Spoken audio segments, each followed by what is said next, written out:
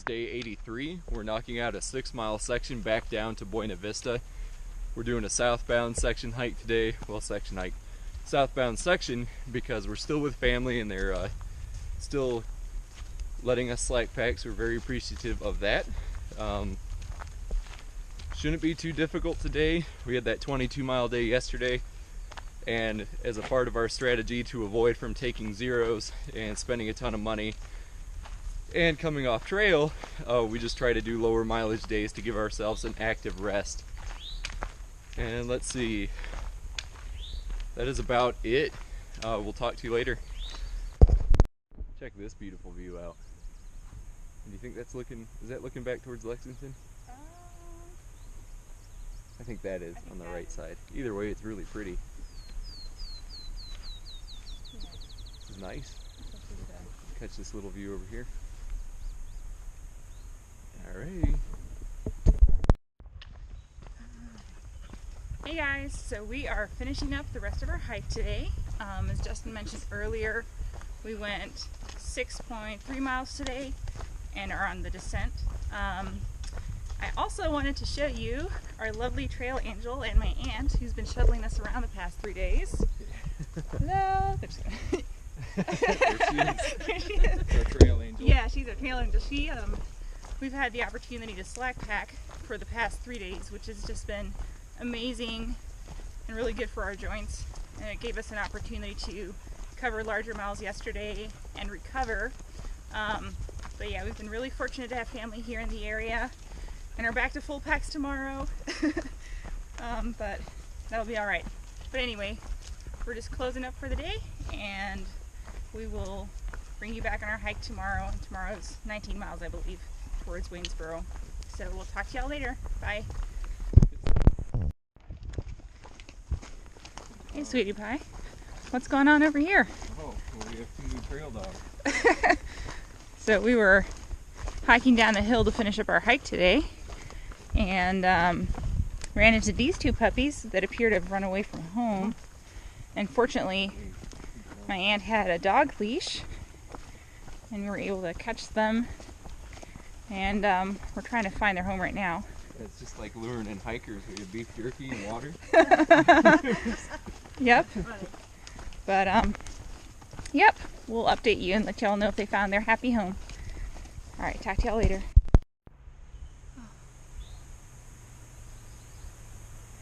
Good morning, everyone. Today is day 84, and we have a 19-mile day to our next stop. We were initially going to carry our entire packs, but my aunt let us slack pack another day, which we're really excited about. So we anticipate to be there around 6 o'clock today, and are meeting up with some more friends. It's been really nice this past week. We have a lot of friends in the area, so we've had an opportunity to visit with many of them, and then also slack pack. So this has been awesome. The weather's pretty nice. The terrain for today looks pretty good. So hopefully this will be a difficult 19 miles. And I think that's all we got. We'll update y'all later. Bye.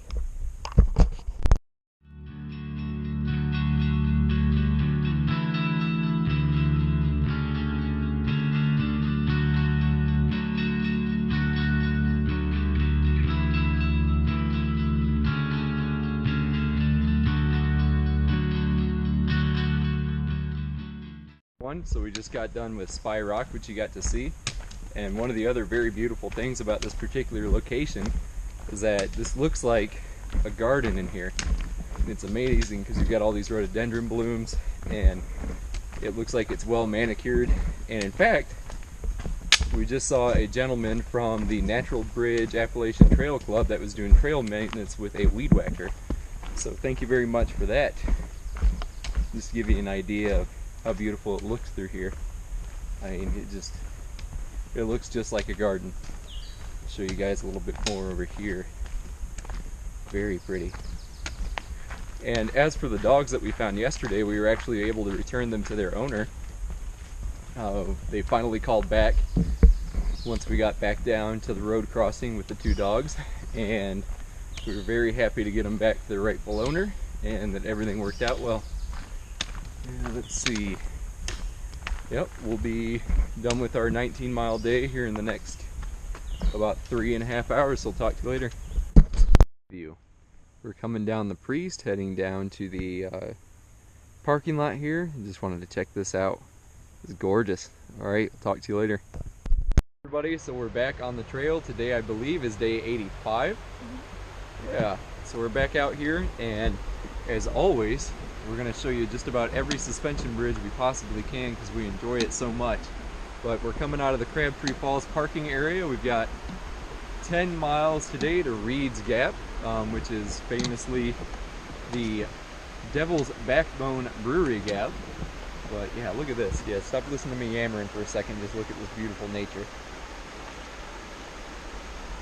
And then the other side for comparison.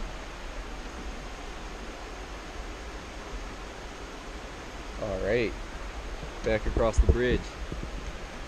So yeah, we'll get out and then we're going to meet up with some more friends, which has been awesome. I mean, we've got a couple friends spread out across the trail, but here in particular, we've just got a whole bunch right in a line. So that's pretty awesome being able to see everyone. Yeah, like I said, 10 miles planned for the day, so we'll talk to you later. Training for Pennsylvania. Yeah. Courtesy of Virginia.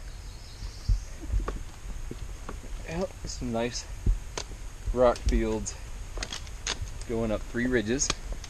And we had quite a bit of this yesterday going down the Priest. So we're glad that, as early riser would say, the previous state will train you for the next state.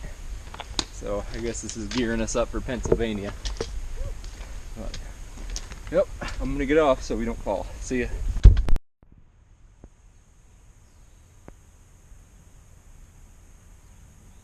So straight ahead you see the Priest. That's what we climbed up and down yesterday. And then here to your left you see the 3 ridges. That's about a 5-mile climb for us today. And the view's just amazing. We're on the descent right now, headed down to Reed's Gap. And we should be done in about 4 miles. But views like this will definitely make the climbs worth it. Alright. Talk to y'all later.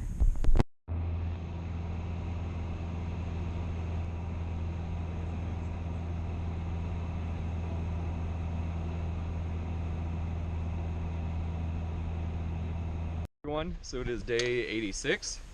We are 19 miles out from the Shenandoah National Park, which we're very excited. I know I'd mentioned that previously. That was a huge landmark for us.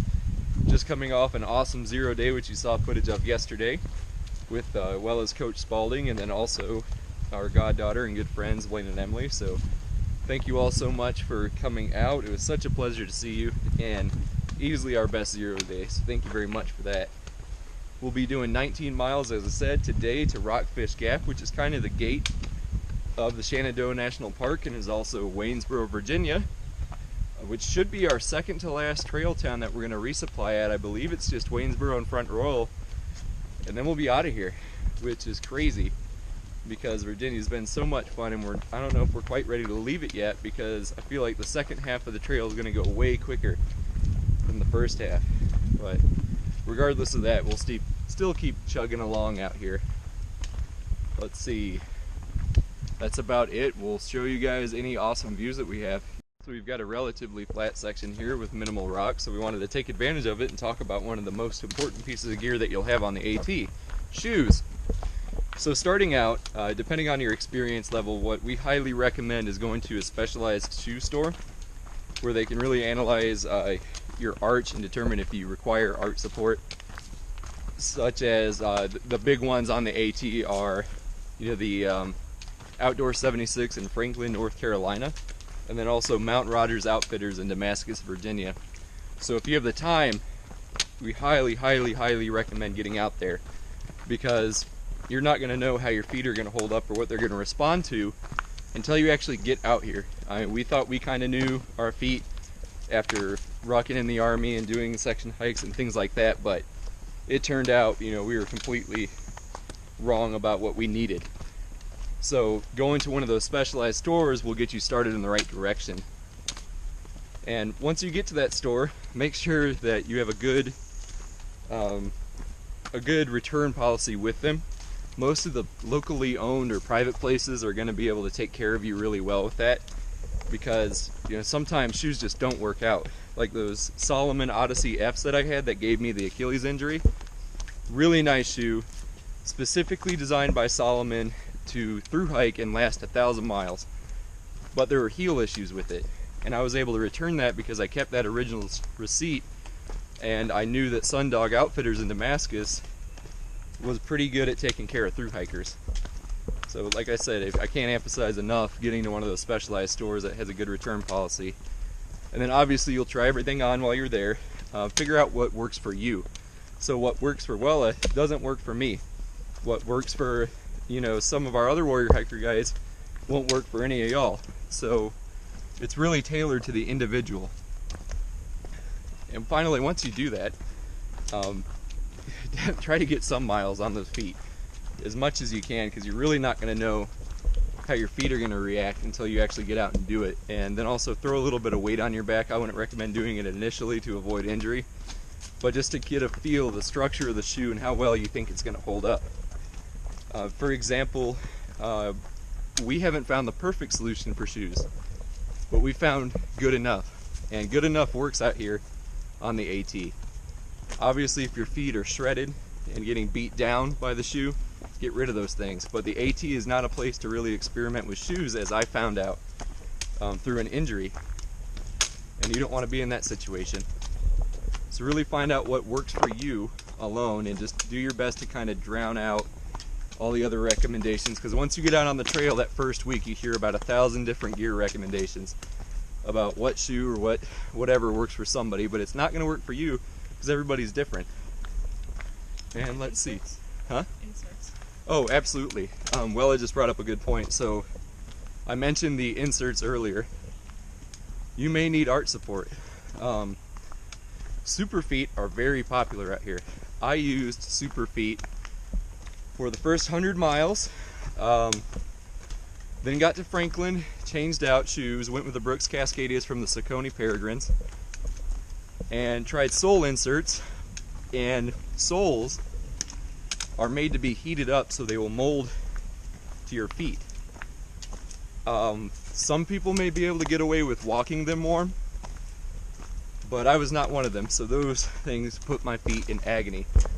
But I recently went back to soles after doing 300 and something miles in super feet, and these are perfect because I actually warmed them up in the oven and got the appropriate amount of cushion. So don't be afraid to experiment. And while I catch my breath because we're going uphill, most importantly, when you get new inserts, keep the old ones. I was able to hike from the let's see, where was that at? From Franklin to Fontana Dam, because I had saved those inserts that came with my Cascadias after those soles, started to really hurt my feet. And they don't weigh anything, so it's totally worth tossing them in your pack. And I think that about wraps it up for the shoe stuff. Mm-hmm. Can you think of anything, dear? Oh, No. sorry. Nope. A little abrupt stop. But yeah, and if you guys have questions about shoes, I mean, this is just what works for us. And what works for us won't work for you, but we want to try to give you just some kind of generalized information to go off of. But that is it for now. Y'all take it easy. We're going to do a cutaway to Wella talking about the Oboz warranty policy. Alright, that's it for now. See ya. Hey y'all, I just wanted to take a minute to give a shout out to Oboz. So, Oboz are the brand of shoes that I've been hiking with for the past 400 plus miles.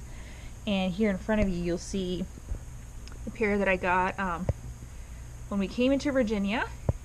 And over here, it's my new pair of shoes. They're also half a size larger because my foot has flattened out a little bit, and the old size I had just didn't quite work out anymore. But what's amazing about this, and the reason why I'm showing it, is that Oboz will actually, if you're a through hiker and call their company directly, they will replace your shoes twice while you're hiking the trail. So for all of you, people that are considering hiking long distance trails, always call customer service for whatever brand of gear that you have, because chances are they might have a special deal on the shoes. And In Obo's particular case, it's just incredible that they were willing to replace my shoes, no questions asked, and no cost at all. And they told me they'd do it one more time while I'm on trail. So essentially, I will not have to buy any more shoes while I'm hiking. Just to kind of show you, this is the tread on my old ones. You can see it pretty well. And then, whoops, there we go, the tread on my new ones. And I've just been completely blown away by their customer service. The same goes for a bunch of other brands of gear that we've been wearing, and we'll talk about those later on. But anyway, these things have been awesome, and I highly recommend Obo's shoes. Alright y'all, have a great day.